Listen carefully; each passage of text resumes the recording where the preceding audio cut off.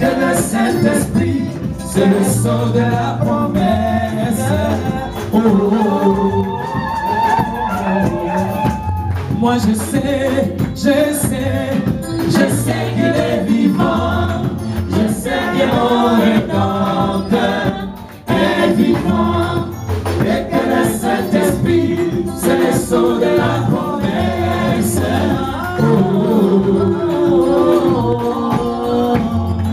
Vivant il est mort, mourant il est sauva. Enseveli il apporta mes péchés en loin. Ressuscitant il est justifiant. À jamais pour être libre. Yahweh un jour va venir. Oh, un jour va venir.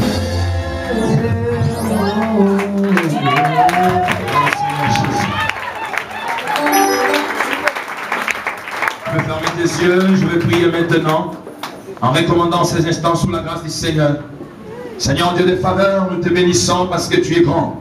Tu es fort, tu es puissant, les tout-puissants, les divins rois, les puissants maîtres.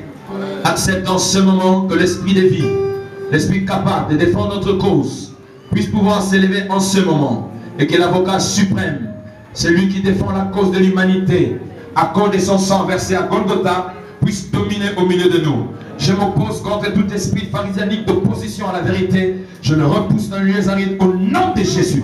Et je soumets à l'obéissance de Jésus-Christ tout esprit qui ne se soumet pas à la volonté de Dieu. Que tu puisses pouvoir te manifester au milieu de nous. Qu'aucun malade ne sorte de cet endroit malade. Qu'aucun troublé ne sorte de cet endroit troublé. Et que ta gloire puisse pouvoir se manifester puissamment. Raison pour laquelle nous t'acclamons très fortement parce que tu es le roi des rois. Est-ce qu'on peut t'acclamer pour le Seigneur Jésus-Christ de Nazareth?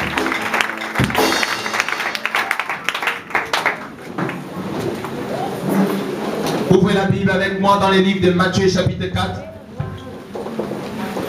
En entretemps, j'ai dit encore de nouveau merci à l'homme de Dieu, l'évangéliste de Timothée, pour l'opportunité qu'il me donne de pouvoir me tenir au devant de vous.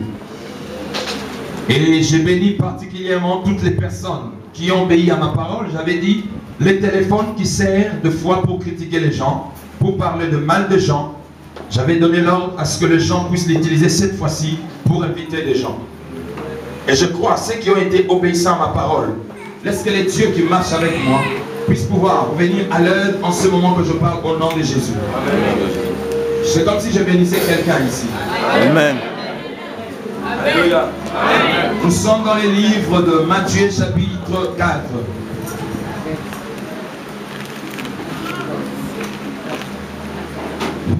Je fais la lecture au nom de Jésus. Matthieu chapitre 4 à partir du premier verset.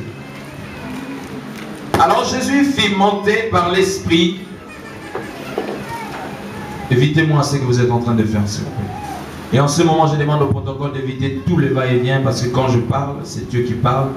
Et tout ce qui peut contribuer à la distraction, je suis contre ça jusqu'à mon dernier souffle. Parce qu'un sorcier peut bien danser au culte, un sorcier peut bien faire tout mouvement, mais les sorciers n'aiment pas le moment de la parole. Et j'en ai l'expérience, ce qui fait que comme l'autorité m'est donnée en ce moment que je parle, j'aimerais qu'on se soumette à mon autorité. Alors Jésus fut amené par l'Esprit dans le désert pour être tenté par le diable. Après avoir jeûné 40 jours et 40 nuits, il eut faim. Les tentateurs s'étant approchés lui dit, « Si tu es le Fils de Dieu, ordonne que ces pierres deviennent de pain. » Jésus répondit,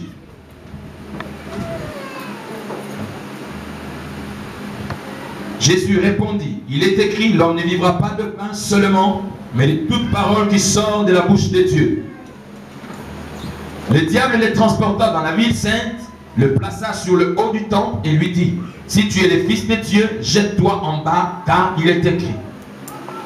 Il donnera des ordres à des anges à ton sujet, et ils te porteront sur leurs mains, de peur que ton pied ne heurte contre une pierre. Jésus lui dit, il est aussi écrit, tu ne tenteras point le Seigneur ton Dieu.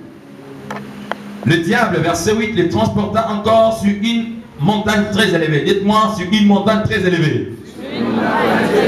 Lui montra tous les royaumes du monde et leur gloire. Comment? Lui montra leur royaume et leur gloire. Tous les royaumes